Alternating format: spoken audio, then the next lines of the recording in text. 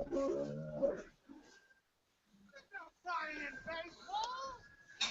play ball like a girl. I like Perez. Got an ugly girlfriend. Ugly girlfriend means no consequence. You guys are talking the same old nonsense like we're looking for Fabio. Eggs. We got to think differently. Get about the curveball, Ricky. Fantasy never sleeps. Oh, yeah. Welcome back to another episode of Fantasy Never Sleeps, the fantasy baseball podcast that's growing faster than Dustin Pedroia's bald spot. I'm your host, Marshall McElhaney, here with Joe Grabinski and Josh Meredith. As always, you can find us on Twitter, Tumblr, iTunes, and Facebook, and Podbean. What's up, gentlemen? What's up? How's it going, boys? What's on the drink menu tonight? As always, a little Jameson and water. Grizzly mint over here. There we go. I'm having mint. Yes, Grizzly mint. Gotten that for a drink. I'm having a moose drool. You guys ever had moose drool? I have not. No, but I want to. It's pretty good. I like it. All right, gentlemen. Well, we got a packed show tonight, so let's get this party started here. Let's start with a little fair or foul since we foreshadowed this on our last episode. It's a couple weeks old now, and now that he's had surgery and out till July, Bryce Harper getting benched for not running out a ground ball to first base. Fair or foul? Last week I would have said Harper dogging it was foul, but since he was injured as a result of hustling, I have to say it's fucking bullshit. But we're not on bullshit or not. But at any rate... So it's foul. Yes, it's foul. You would have said fair, now it's foul. Yes, the Nationals are telling Harper they're benching him for dogging it, and then he gets himself injured for hustling. So as big of a douche as Bryce Harper is, I say they just let the guy play how he wants to. Let him dog it if he needs to, but you're the Harper's number one fan, Marshall, so I'll let you take this one. Well, first of all, I'm assuming by douche you mean stud muffin. And second of all, I have 2 points. One, if I had $1 for every time I watched Albert Pujols or Yadier Molina ground out to the pitcher and essentially crawl to first base, I would have at least $1,000. I mean, it's ridiculous. There's no reason. Okay, maybe he bobbles it, maybe he doesn't. Doesn't matter. It's a ground out to first, or a ground out to the pitcher thrown to first. He ran that way. He didn't turn to the dugout till after he was thrown out. It's stupid. Another thing is, and you already hit on it, Joe. One, management, the GM saying, "Hey, tone it down a little bit. We want to see you on the field for 140-something games." And then the coach benches him for essentially something stupid like this. I mean, there's no communication, is what it seems like. When you have a guy running into walls and injuring himself, you don't need to tell him to turn it up a notch. Yeah. So it's really a shame, but I think Josh will definitely agree that guys really need to stop sliding head first. And I mean, if you look at Justin Upton, Yasiel Puig, Bryce Harper, all these guys, it's an absolute. It's really no different than colliding with the catcher at home plate, in my opinion. Yeah, I actually have kind of a strong opinion on this, to be honest.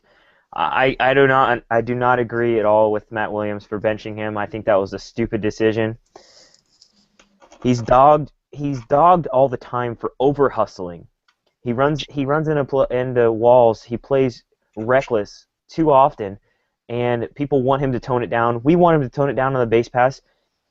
And then he's benched at the first time he jogs down to first base and wheels off the field on a grounder to the pitcher. It's a freaking ground ball back to the pitcher. It happens every game, every day.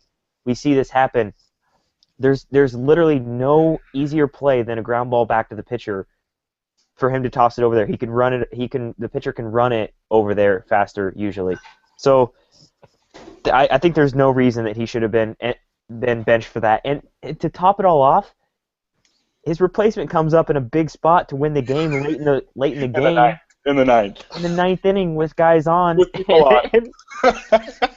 Dude, the best in Matt Williams' defense, though, he has been watching Ryan Zimmerman air sail balls over first base, so he's probably used to people fucking that shit up. Yeah, but then it's just so ironic that we're a week late because this would have been really perfect if we would have actually had this conversation last week when we were going to, and then for him to come out this week, flying on a triple, legging out a triple, flying into first or third base, diving in and tearing a ligament in his thumb. It's these guys. I've said it a few times. I've said it in a few different of our blogs. We need to quit the act, man. It's sliding headfirst looks cool, and you may feel like you're getting there quicker, but we gotta tear that out of the game because just slide feet first, and you're gonna avoid a lot more injuries, in my opinion. Amen.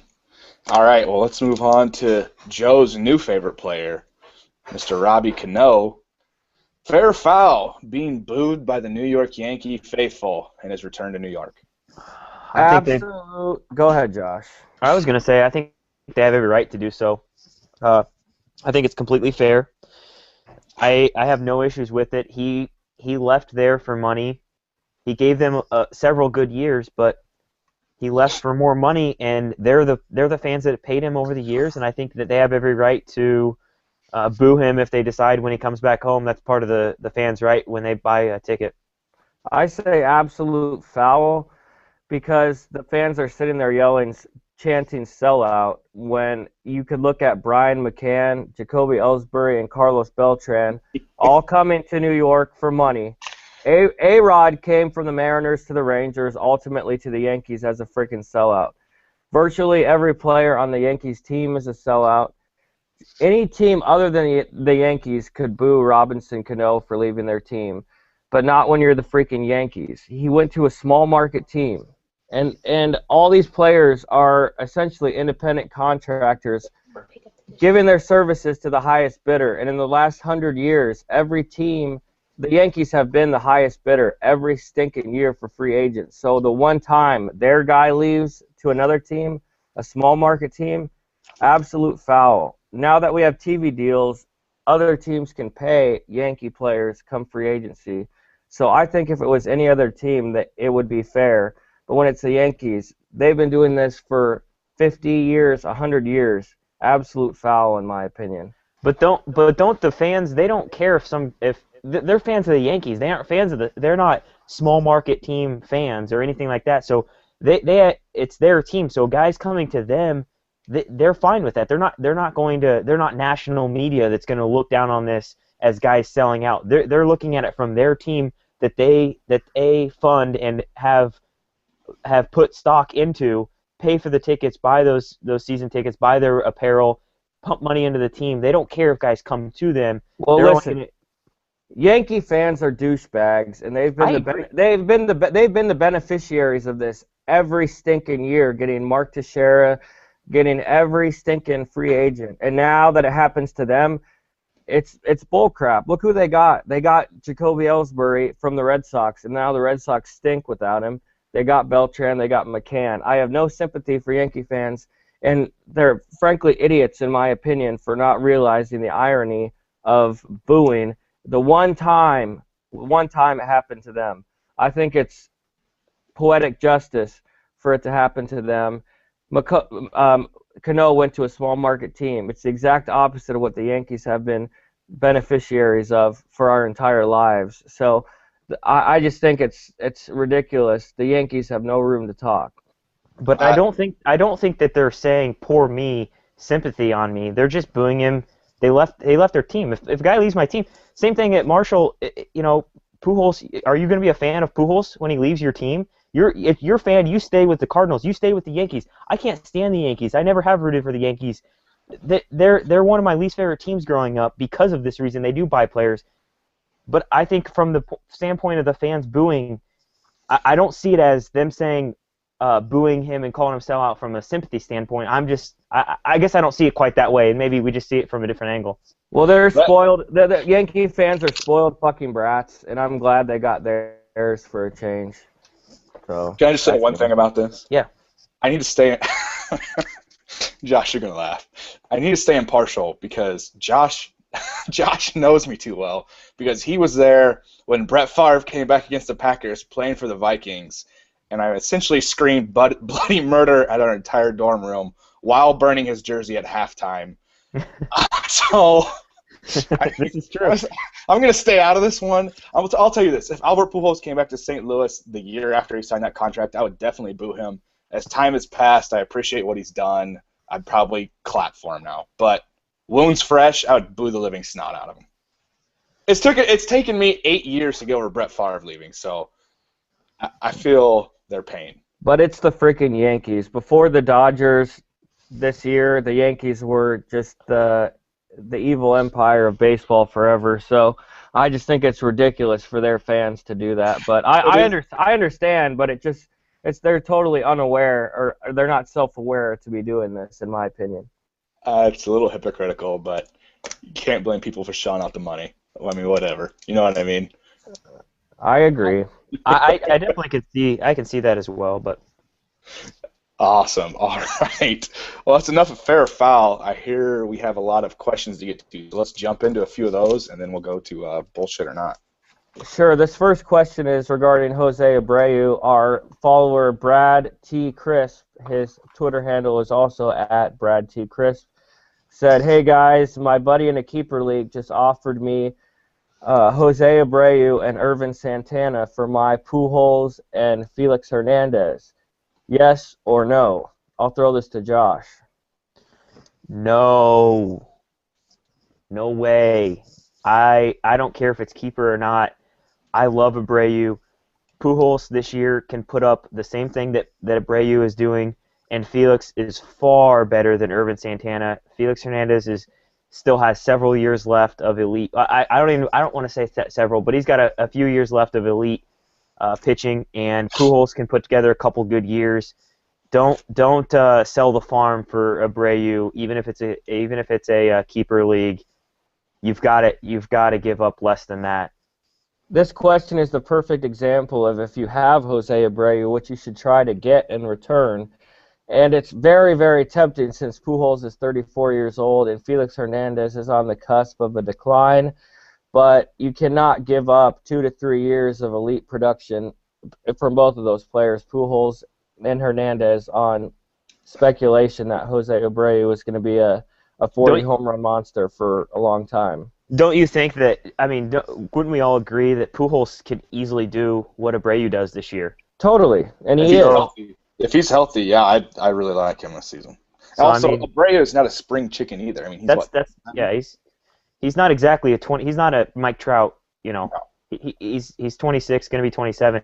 But I've been long advocating selling high on Abreu. I've mostly around in personal conversations, but this is the perfect example for me on when to sell him high. If you're that other guy, and our follower is on the other end of this, but if I have Abreu and somebody's willing to give me this elite production, who I thought in the beginning of the year that he would, these elite players, if I could get that in return, I'm selling him high if I can get somebody to overpay, because this is the problem. Everybody looks at what he's doing, and unfortunately, the majority of fantasy baseball players just kind of assume that he can continue on that path. But I obviously the league's going to adjust to him, and so I think it's a great time if you're able to cash in big time. Maybe it's smart to just see what's out there, see if somebody's willing to. But if you could purchase him for a reasonable amount, he's also a good buy. So it kind of can go both ways, but I would at least see what his value is worth. And on the flip side, when I first saw this question, I was kind of tempted. I mean, if you were completely out of it this year, it would be almost tempting to trade Pujols and Hernandez, but they're just both so good and so elite that I would not be able to do that really under any scenario. If you could get a better pitcher than Irving Santana, it'd be a good deal, especially if you're in a keeper league. I mean, if this is a redraft league, I would much rather stick with Hernandez and Pujols. But if you're in a keeper league and you get a pitcher of higher quality than Santana, then I think it'd be a different conversation. That's actually exactly what I was going to say, Marshall. If you can get like a Garrett Cole back, or get a maybe even Sonny Gray, you can get somebody like that in return versus Irvin Santana. Even if you could, I could see an argument if your team's out of it to get like a Yordano Ventura, somebody like that even would be more reasonable. At least you have the high upside arm back. We all do like what Irvin Santana is doing this year, but I don't know that this is going to be a long-term fix, and so he's going to be great this year, but I don't see it moving much past this year, and so that's why I don't like him in return in that deal. Sweet. What we got for our next question, Joe? Hold on, I do have a question. Do we have another Twitter question from that flinging monkey poo guy?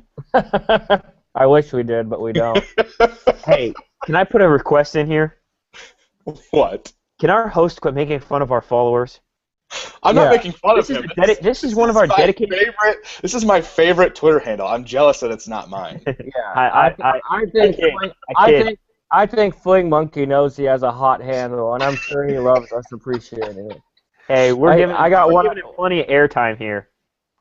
I got one other question for this round here, and this one I'll throw at Marshall. This is from @Kev_Hansen79. He says, Matt Adams was dropped in my league. Should I add him? Do you think the home runs will come? Yeah, I'd add him, especially, yeah, for sure. I think the power will come. I mean, I'm not saying you should start him at your first spot or your corner spot, but if you have a bench spot open, you probably have a scrub there. I would add him. I mean, the power will come. He hit 17 home runs last year and I think 400 something at bats. I mean, if he gets 500, 550, 600 at bats, you're looking at 25 to 30 home run potential. He's beaten the shift all season long, acting like he's Rod Carew, hitting balls down the left field line. I mean, the average is there. He's batting 4th or 5th in the lineup. Eventually, the RBIs will come. I mean, yeah, I would add him in a heartbeat if you have the chance. And in Kev's defense, he asked this, I believe, before Adams just hit his second home run. But I almost disagree. I would even start Matt Adams in my corner, even now in a 10-team league, and certainly in a 12-team league. I like Matt Adams. He's real good in that corner slot. I actually completely agree. I like what you said, Marshall. That's a lot of what I was going to say. The only thing I was going to add, I even in my notes, I put down that I would add him, and he'd be good for a corner infield spot or utility. So I'm on board with what you said, Joe. I think you could push him a little further than even a bench spot, Marshall. I think. Well, he would start on my team, but I'm just saying maybe he has a really good corner infield spot. I don't know. Depending on if you're in last place or not. Well, I'm in 9th. I'm in 2nd to last. I'll be in 8th by Sunday, so look out. Slow climb. Preseason, I was a believer that Matt Adams would him and Craig would kind of split time a little bit at first. I thought I wasn't a big fan of Adams, to be honest. I thought that because Craig's defense just isn't good out there in the outfield, and I think that Taveras is ready at any moment. So I've been waiting for Taveras to come up, moving Craig into first base, and I thought Matt Adams would be good as facing his right-handed as a left-handed platoon facing right-handed arms, but he's starting to look like he can stick in there every day, and maybe it's Craig the one that starts to lose at bats. We're starting to see some signs, but I think that he could be the one on the outs. And real fast, we can stop talking about the Cardinals. I think when Taveras comes up, because I got a feeling it's going to be soon. The dude's tearing it up. I don't think Matt Adams will really lose any at bats than he already does. Craig will just play for first when Adams needs a rest, but otherwise it'll be Taveras just rotating between those 3 outfield spots, especially if he can play center. So I wouldn't worry about Adams. And we're all in agreement. Yeah. Matt Adams does not belong on waivers, so we can go forward. Sweet. Well, you guys ready to jump into a little bullshit or not? Yes. Let's do it.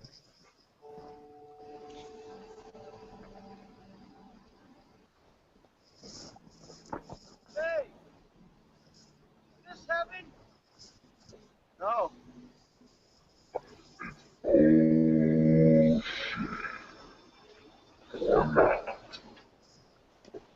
Boom. First person on the list today. The one, the only, the preseason number 1 in our rankings, Mr. Miguel Cabrera. So far this season, he has 2 home runs, 15 RBIs, 0 stolen bases, and a 320 OBP. Bullshit. Shut the fuck up. I'm not talking about Miguel Cabrera. That's all I got to say. Bullshit. Josh?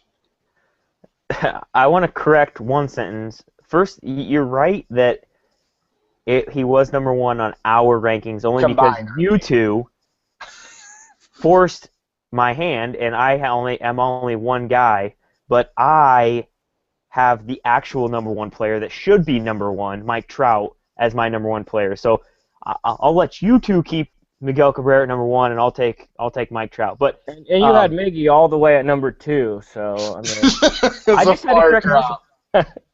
No, All yeah. right, yes, Josh, you had Mike Trout 1, and I would put Mike Trout 1 as now well. But Oh, while we're sitting here, welcome aboard. I've got room on my bandwagon, Marshall. I've got plenty of room. I don't have very many fans. I So, weigh 239 pounds, so I'll hop on your back. You can't carry me. Well, I've got a wagon. I've got one of those little red wagons to carry you around in. So hopefully you don't break it. But we'll finish this because it is bullshit, Joe. This is and I've said this before. Well, kind of. This is punishment from the baseball gods for those god awful MLB The Show commercials this year. This is why this is happening. yeah, he deserves it because those commercials were what the hell. those were atrocious. There's nothing else to say other than bullshit. But let's be honest. I mean, he's too good to obviously lose his value. He's not gonna get on base more than 32% of the time. He's gonna hit more than, obviously he's on pace for 15 home runs for the year. But there's some real concerns about some of the, whether it's a nagging injury or whether we're seeing these signs of decline. He's in a prolonged slump right now, and I don't know if we're seeing some kind of declining signs as far as maybe not the Miguel Cabrera we've seen the last 2 years. That part I think is real, but his value is still there. I mean, we'll wait till he hits 4 or 5 home runs in a week, and then everyone will be right back on pace. But Zero concerns going forward. All right, sweet. We'll move on to everyone's favorite Abreu, Jose Abreu. 10 home runs, 32 RBIs, and a 336 LBP. yeah, not to be confused with the outfielder with the Mets, Bobby Abreu. Jose Abreu is actually I'm going to go some bullshit on this one, boys. I'm going to go a little bit of bullshit, and I think that he's awesome. I think that he could be top 5, but from what credit people are giving to him, I'm going to put a little bit of bullshit on there. I think pitchers are going to adjust to him. I think that they're going to be able to attack him in ways that will kind of suppress a little bit of that power that we've seen so far. And I think we'll see a little bit of regression, which is obvious. I don't think anybody thinks he's going to keep on that pace. But like I said earlier, if you can trade him for a ton, because there's a lot of people out there that are willing to pay top 20 player value, top 15, top 10, some guys. If you can get that deal, I'm all in on selling him high. But I think he's a stud. I think he's a top 5 first baseman going forward. But I consider what he's doing. I just see some regression. I see a little bit of kind of like a Chris Davis last year to a even lesser degree, where he starts out real hot, and then for the rest of the season we may see a more of a 30 to 35 home run pace. And I'm gonna contrast you here. I mean, obviously you said he's good, so we're not. It's kind of a semantics game here. But Yeah. I'm gonna say 0% bullshit, because unlike Chris Davis, Jose Abreu has all the pedigree you need. And the knocks on Abreu coming into the season were 2 things: was the unknown factor, and that he plays for the White Sox. The unknown factor is completely thrown out the window because he's shown to a degree that he can perform in the major leagues. He's shattering April records, rookie records, and the White Sox are looking like a good team. Credit to the White Sox. Simeon, Adam Eaton, a lot of these guys are performing to where we hoped they could perform. And I am going to not look at Abreu as a sell-high player at all. I'm going to say that he's got the OBP pedigree, the credentials. I see him going forward, maintaining a steady pace throughout the season. And it's easy to say pitchers will find a way to exploit him, but when we're in an age where nobody's hitting 30 home runs, 40 home runs, I'm holding on to Abreu and I'm riding it for the next 5 years. I don't disagree with you on that, Joe. I would hold on to him as well and ride it. But I do think some of this is a little bullshit. Pitchers will figure him out. It's just a matter of time. Then the question is, how quick can he make the adjustment? Does he make it faster than Yasiel Puig? Does he do it in the same amount of time? I mean, there's no video evidence of him in Cuba that teams and management can rely on in a day and age of digital baseball right now. They will figure him out. It's just a matter of time. But I do buy him. I don't buy him with 55 homer potential. I mean, he has that potential. I don't buy that happening. But he's a guy that you said it right. He could hit 40 home runs this season. I don't think his OBP will sit at 336. I think it'll drop a little bit, but he has legit power. And I think that'll stick. It's just a matter of how fast he can make the adjustment after everyone else figures out his weakness. He has plate discipline, and he doesn't have that Yoenis Cespedes uppercut out of spinning in circles swing. So I really think even when pitchers start to exploit him, I think he can be a patient hitter at the plate. He hasn't really shown that thus far, but I don't see his OBP dropping.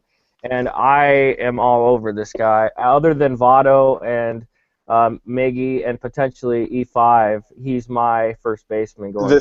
The one scary thing that I like to think of, and this works in his favor, is people aren't hitting right now across the league. And a lot of people want to say it's because of the weather. If this guy's hot right now in the cold, imagine what he's going to do in the dead heat of summer in ballparks, and with that win in Chicago, he could hit a lot of long, high fly balls. I'm going out on a whim and saying he maintains it. I mean, obviously he's not going to hit 65 home runs, but I don't see a prolonged slump from Abreu. Josh does, so that's where we'll differ and see how that plays out.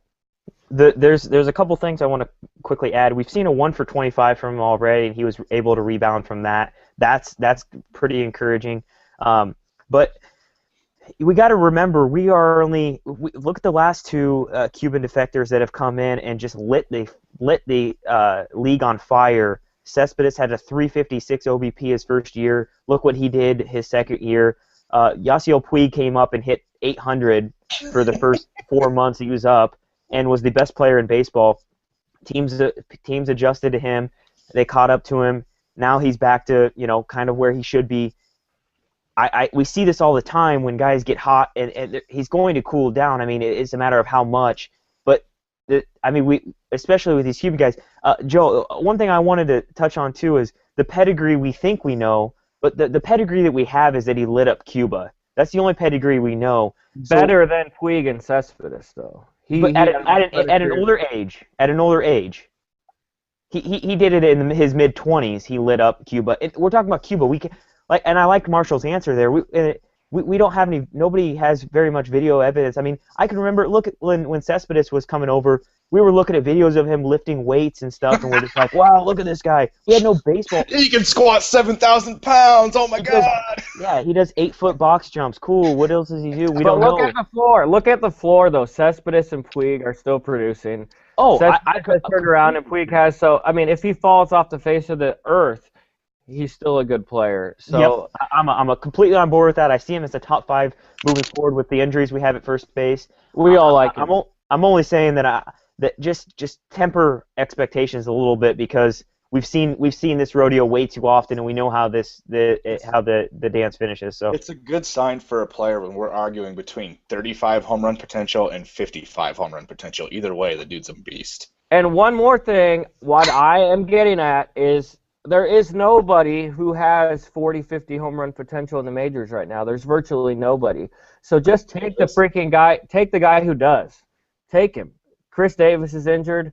Only 2 guys hit 40 home runs last year. So if you have a guy who can do that, let's just keep him. I know, but only thing I'm saying is I don't think he is that. I don't think he is hitting. I don't think he has that in him, 40 or 50. But we'll see. Well, let's put it on the board then. Lastly, I say 45 home runs this year for Jose Abreu.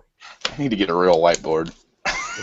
I'll take the under easy. Yeah. Okay. All right. Good. We'll move on. 45 is the number.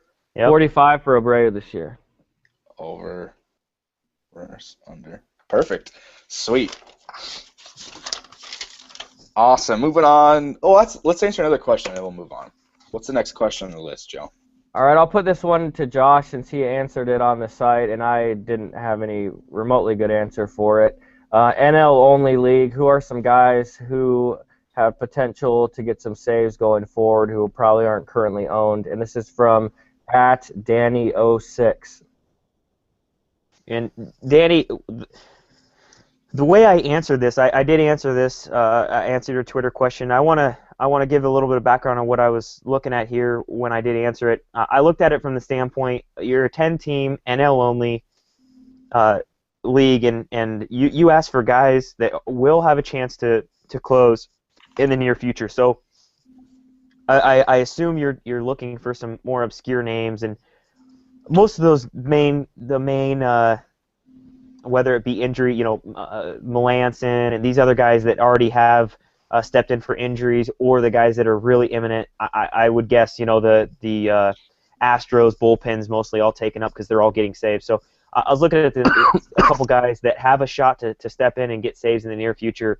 One name that I think is a very interesting name is Daisuke Matsuzaka. He's my number one guy that I would be targeting if I'm in a very deep league and looking for a possible closer. Farnsworth's given up runs in his last 2 outings. I have zero faith in him as a pitcher anyway.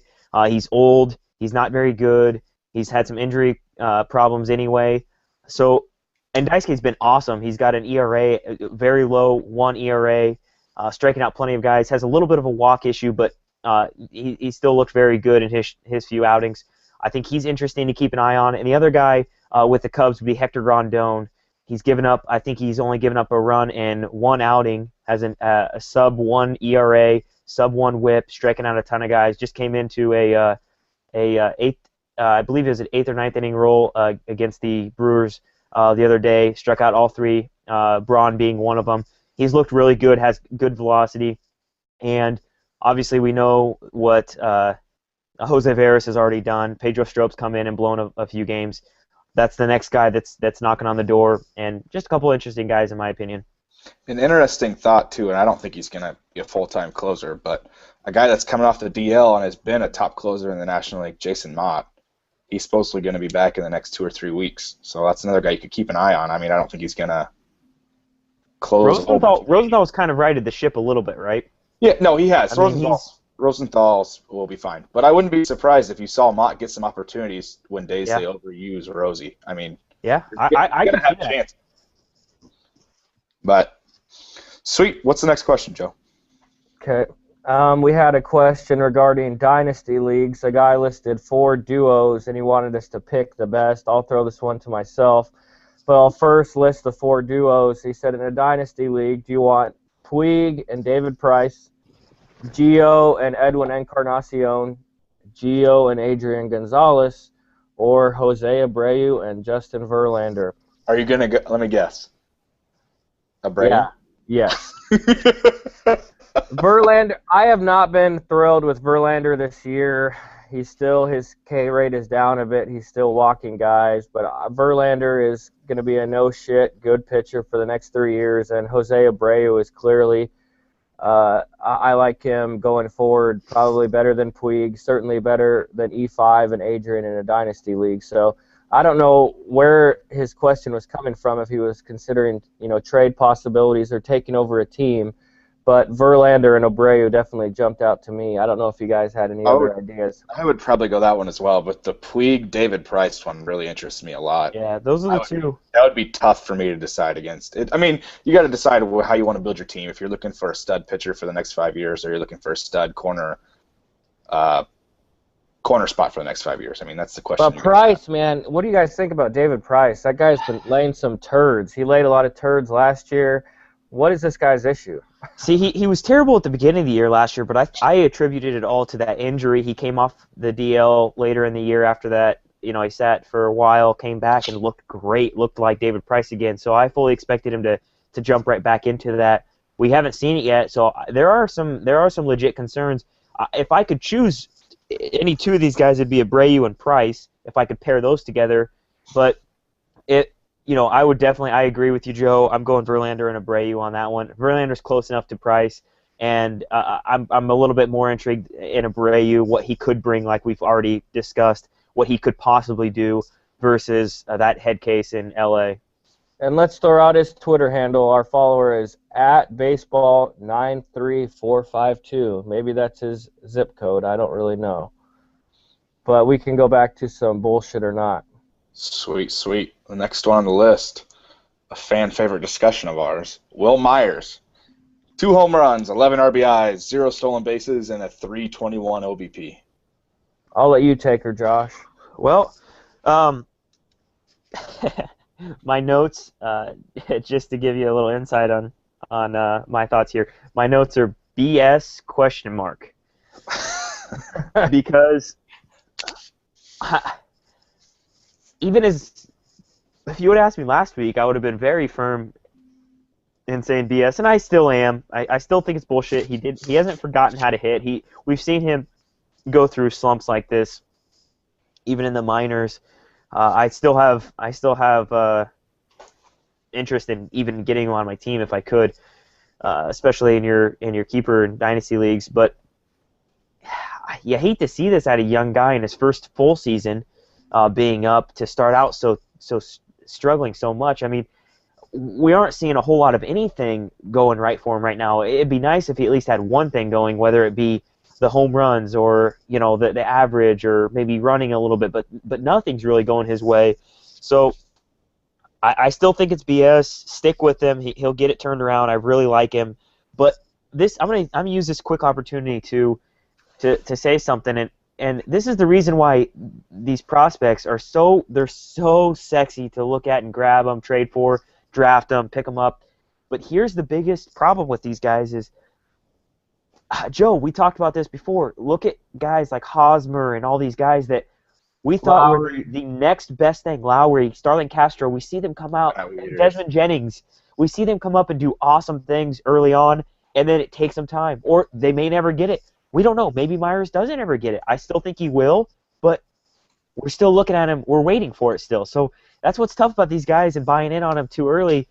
They look awesome, and you have hopes of what they could do. Even I'll go as far as to say, look at Harper. I mean, this guy was supposed to hit 40 home runs last year. We're still waiting for it. And the thing with Will Myers is the dude is 23, and it wouldn't be unreasonable for him to struggle for years, like you just said. I want to say a little bit of bullshit. You look at a similar, similar pedigree. Jason Kipnis last year in the month of April was hitting in the 100s, and then went on an absolute tear. So we're still just talking about 1 month of the season. It would not be surprising to me at all if Will Myers had a week where he hit 4 home runs, had a couple stolen bases, completely righted the ship immediately. Yep. And he performed so well last year in a half a season and was just lights out in the minors. Did have some periods in the minors where he didn't perform, but I just have to say bullshit. If you can get Will Myers, especially in any sort of keeper or dynasty league, get him. And I think he'll be just fine this season as well. But there is that caveat. We saw Hosmer, we saw Lowry. Hosmer still this year hasn't had a home run or a stolen base, has no counting stats. So these guys can just take years. And in this day and age where we're bringing guys up so soon, it can be a long time before they pay dividends. So. And let me throw one more name out there. We're not going to go into a full bullshit or not on him, but we're waiting for Jason Hayward to duplicate what he did that 1 year, too. We're still waiting for him. So, I mean, we could go down the list and give you several, and there's not a whole lot of Trouts out there. So there's a lot more guys that come up, look good, flash, and fail than there are guys that come up and just are no shit studs. So it's worth monitoring. But you said it, Joe. He could go out. Last week we saw him hit 2 home runs in a game. So he could do it again and be right back on track. The one thing that you think it could be good or bad, he has a track record of having to adjust to the system that he's at. So he's in that period right now. Will he do it or not? I don't know. I mean, eventually you'd think it happens sooner or later. But here's an idea: wear some fucking batting gloves. Maybe it'll change something. No. And cut your hair. Yeah. Speaking of hair, Bryce Harper needs to cut that stupid mop he has on top that flails around. And that stupid ass, when he got hurt, that slow motion of him diving in, his hair just looks like a freaking, it looks retarded. Looks awesome. Looks awesome. I asked my barber for the Bryce Harper haircut, but he's 80. He didn't know what that was. Knowing you, I guarantee you probably would do that. But your hair is not quite long enough. I can't grow it out that long. It bugs me. I really hope that conversation didn't actually happen, but I kind of hope it did. Joe, that conversation happened. But he did, he did compliment me on my beard, though, so I can't fault him totally. I have a good Twitter question here. If we can hop back over to one of these. You bet. Throw one out. It's from Kelvin Tran Kelvin underscore Tran 99. Maybe it's a young boy if he was born in 1999. But he said, should I sell high or keep? Both for now. And then the two guys he's asking about are Charlie Blackmon or Rendon. And my response. Go ahead. Can we do this one real quick? Just say which one you do for each. Yeah. We won't take too long on it. I said sell Blackmon if you can get a top 75 player and keep Rendon. Amen. I agree with that. I'll just touch on the only thing I'll say is anybody is. Josh is frozen. Good, because he was going to go on a 5-minute rant. So we'll move on. I love it how the next comment goes, well, let me just say this. And I just all right, I got to prepare for him to talk for 5 minutes. Charlie Blackmon has a good chance of being Brian LaHare going forward. That's my fear. Should we dial Josh back in? Yeah, I'll send another invite. Add Josh Meredith. Serves him right for that statement. All right, we're going to move on, though. Your favorite, ex-favorite pitcher to talk about, Joe. Bullshit or not, Homer Bailey. One quality start, a 6.15 ERA, and a 1.78 WHIP. I'm going to say, unfortunately, not. You want me to say? No, I'm going to say his start is bullshit. Yeah, there you go. Yeah, I think his stuff is still there. He's just had bad luck. He's not going to be the Cy Young contender Jason Collette predicted this year in the NL. We thought he'd be a top 15 pitcher or better. But to me, it just appears like it's bad luck thus far. There's nothing that he's not doing that he's done before. And so, like I said, it's just an issue of adjusting your expectations to a top 25 pitcher versus a top 15. But I don't have any concern. He's always been a streaky guy, and I think he just put together a few bad starts at once. Yeah, I mean, I would agree with you, Joe. His start is bullshit, but I don't think he's nearly as good as what he's done in the past. I mean, we've seen one really solid season out of him last year. He was fantastic.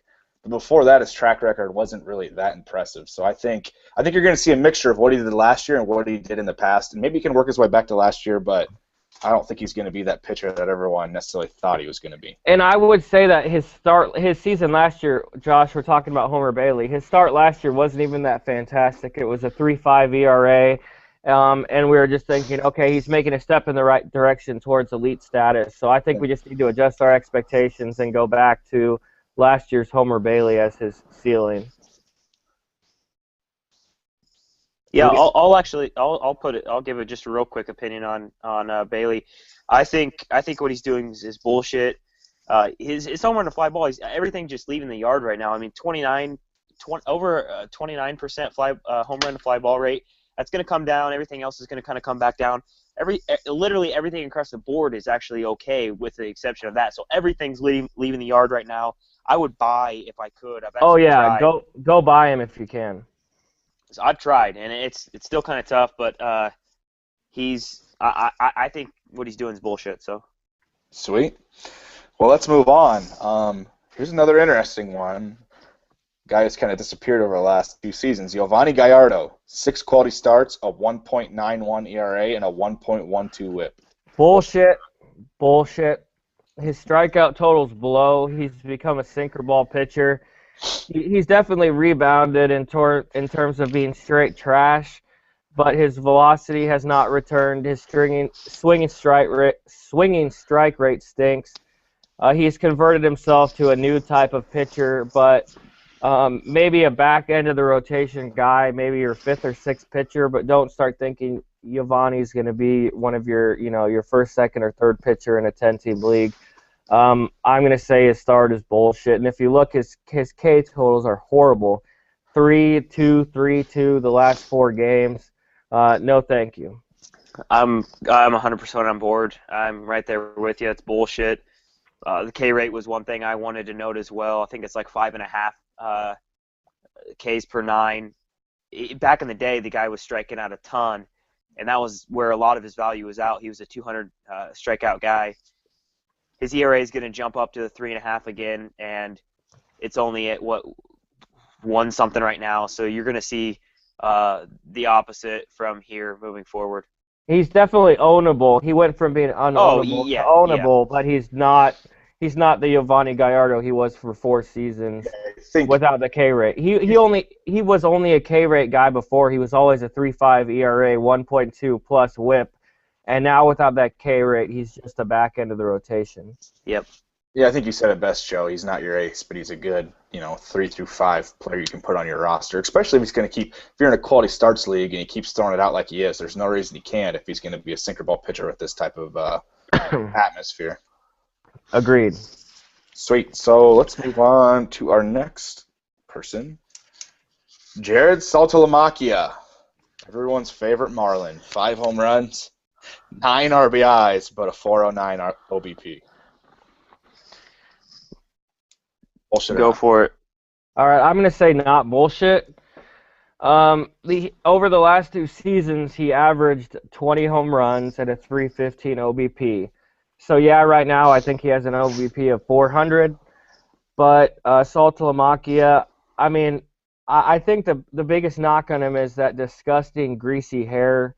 And that's really that's turned a lot of people off, me included. I'll never own the guy. He looks like an awkward douchebag when he's trying to field, pop-ups.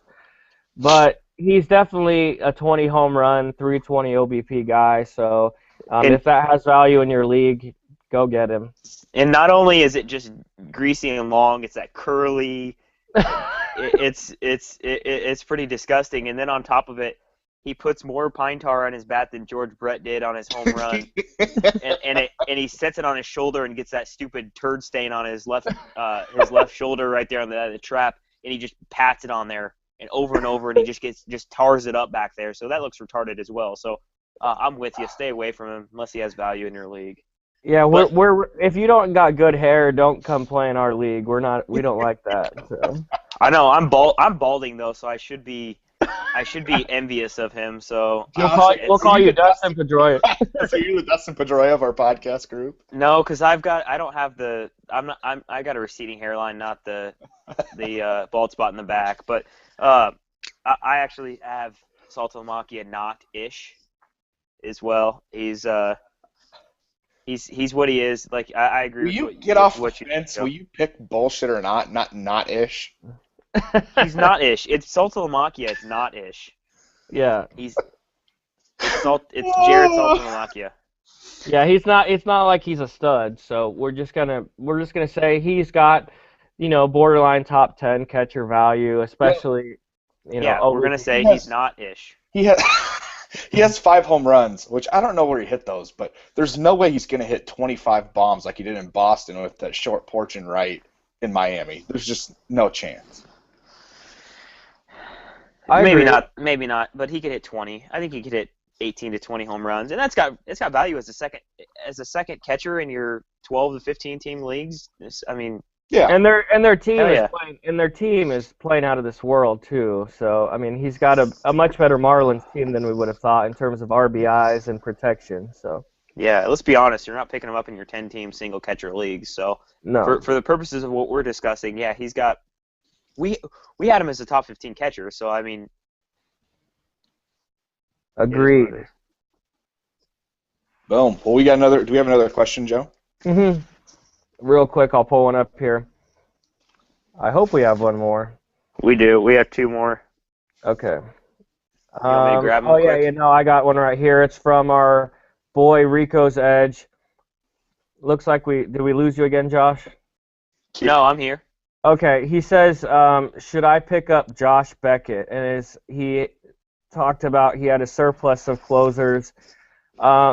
And so basically our question is, what do we think of Josh Beckett? And I've been really impressed with what I've seen from Josh Beckett. And we're talking more about in the back end of your rotation in 12-team leagues. But I think he's going to see, we saw it a little bit last year, but he's going to benefit the same way Dan Herron and Zach Greinke have. Pitching in that park, we've seen resurgences, and he's been someone who's been very dominant in the past. Josh, are you wrestling your microphone right now? Yeah. Josh is giving us some real trouble tonight. Whatever. He has. My bad. He has value as a spot starter in a daily league.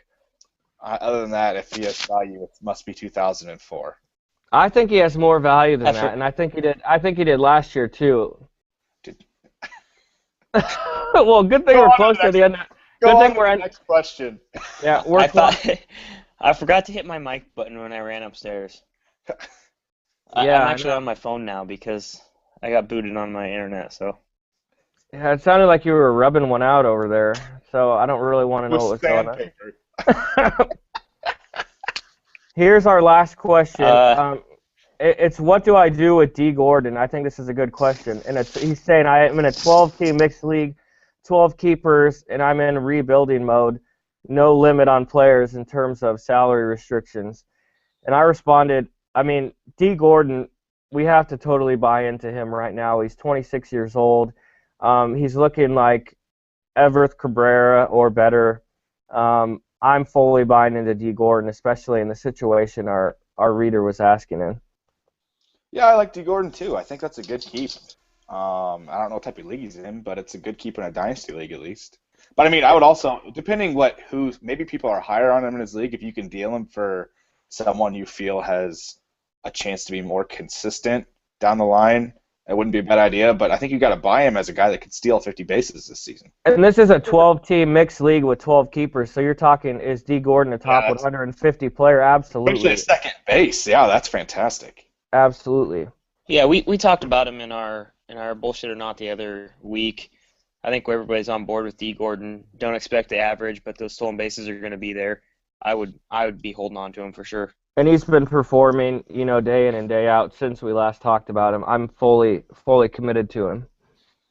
Awesome. Well, I think that does it for us tonight, guys. So we'll see you next week. This is another episode of Fantasy Never Sleeps. We're out of here.